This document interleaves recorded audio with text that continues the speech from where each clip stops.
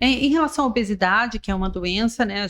A gente já tem conhecimento, mas quais são as causas? Não é simplesmente assim, essa pessoa come mais. Não é somente isso. Isso é uma forma simples, né? Mas muitas pessoas, né, recebem o dedinho lá apontando, né? Isso é porque você come muito, você não se exercita, né?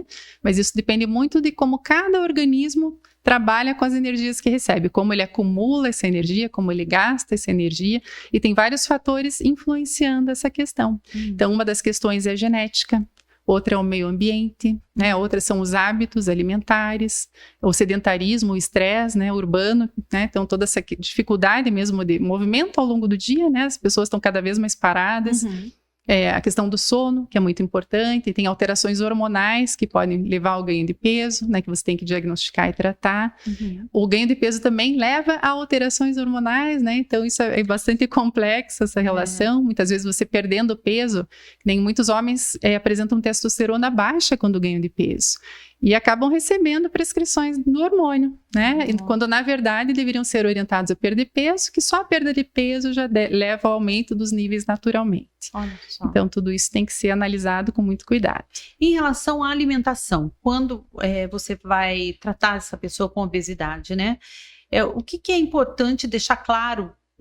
Claro, cada pessoa é uma pessoa, né? Mas o que alimentos do dia a dia são perigosos para quem não pode engordar ou não quer engordar, que seja por estética ou por saúde. Não existe mocinho ou vilão aí, né? Nenhum alimento assim que tenha que ser totalmente banido e nenhum que possa comer à vontade aí, né? Então, isso depende de cada caso. A gente primeiro tem que entender a história do paciente, por que ele come mais, né, do que ele precisa, ver quais os gatilhos que fazem ele comer mais, né, tentar mexer com os hábitos ao longo do dia. Então, os pacientes com obesidade já passaram muitas vezes por muitos nutricionistas, receberam muitas tabelas da alimentação, né? Então não é simples assim, pedir para que ele siga e pronto. Então você tem que entender todo o funcionamento desse paciente. Mas em geral o que a gente vai priorizar são os alimentos mais volumosos e com poucas calorias, que são aqueles ricos em fibras. Então, priorizar vegetais, né? Então, frutas, verduras, legumes, tudo com controle de quantidade também. A proteína, né? Um alimento que também dá saciedade, então evitar que seja rica em gordura. Então, carnes magras, né? Frango ou até ovo, dependendo do nível de colesterol, tudo isso tem que avaliar com o paciente, né?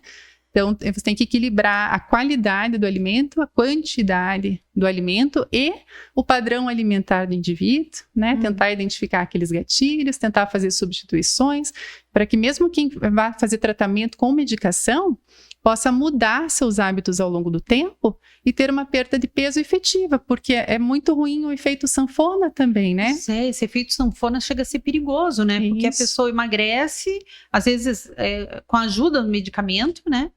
Depois para, por isso a importância de ter um profissional acompanhando, né, doutora? Isso mesmo, então as pessoas veem, nossa, mas será que eu vou perder 10 quilos no mês, como eu vi na internet, né? Isso não é nada bom, não é sinal de saúde, né, de perda boa de peso. Então a perda muito rápida e assim com uma restrição alimentar muito grande, leva a perda de massa magra, né? Daí essa pessoa quando para de perder peso, ganha peso, ela ganha gordura corporal. Então, cada vez que ela perde e ganha peso, ela vai aumentar a porcentagem de gordura corporal. Isso vai piorar o estado metabólico e o estado de saúde ao longo da vida. Para evitar esse efeito sanfona, além de todos esses cuidados e acompanhamento médico, o acompanhamento de um psicólogo, às vezes, é importante, a questão da saúde mental, porque mexe muito com a saúde mental, essa questão de obesidade. Né? Isso mesmo, e vice-versa, né? Tem muitos problemas de saúde mental que levam o indivíduo a comer mais, né? Tratamentos para depressão podem levar ao aumento do apetite, então muitos medicamentos estão associados ao aumento do apetite, o indivíduo come mais e acaba ganhando peso. Então isso tem que ser visto de forma global, então a gente sempre fala que tem que ter aí uma equipe multidisciplinar. Então o endocrinologista é o clínico que vai avaliar a obesidade, se tem consequências da obesidade, tratar isso também, se tiver um diabetes, um colesterol alto, né? Uma esteatose hepática. Aí o nutricionista vai detectar aquelas alterações do comportamento alimentar, ajudar o paciente a sair daquilo. O psicólogo é muito importante também. O psiquiatra pode estar envolvido, né? Então é importante que todos na equipe saibam quais os objetivos e as questões de cada paciente. Doutora, você obviamente já acompanhou vários casos, né? né? E são casos de mudanças radicais mesmo, de quanto de perda de peso e o que muda na vida dessa pessoa? Quando ela faz o tratamento. Quando ela faz um tratamento correto, como você está indicando, sem mágica. Então, hoje, felizmente, nós temos medicamentos bastante seguros e eficazes. Nós conseguimos perdas assim, de 20%, às vezes 25% do peso inicial do indivíduo, né? Então, alguém que tem lá mais de 100 quilos consegue chegar muitas vezes aos 75. Isso aí também tem que tomar muito cuidado quando você determina o alvo de perda de peso. Você tem que perder tantos quilos. Então, as pessoas perguntam, puxa, qual que é meu peso ideal? Né? A gente nunca deve fazer o cálculo do índice de massa corporal e falar, olha, você tem que chegar em tal peso. Ou às vezes o paciente já te traz, fala, olha, para mim o bom são 60 quilos, gosto de 60, eu né? Também. Então, você tem que conhecer o histórico de peso do paciente quando você começa a fazer o tratamento. Então, pode ser um paciente que está ali na sua frente com 80 quilos, mas que ele tinha 112, né, alguns meses. E ele procura para perder mais peso. Então, a abordagem vai ser diferente, a expectativa que você tem em relação à perda de peso é diferente, né?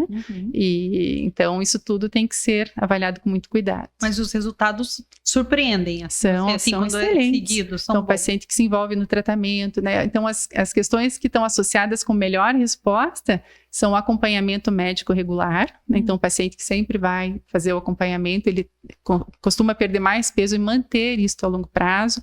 Então, a manutenção do tratamento medicamentoso, né, sempre que for indicado, e a automonitorização. Então, o paciente subir na balança, para aqueles que conseguem, muitos têm ansiedade e não conseguem fazer esse processo, né?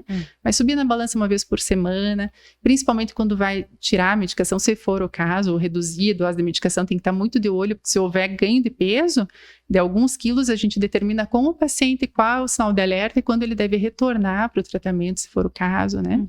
E o exercício físico, fundamental. Então,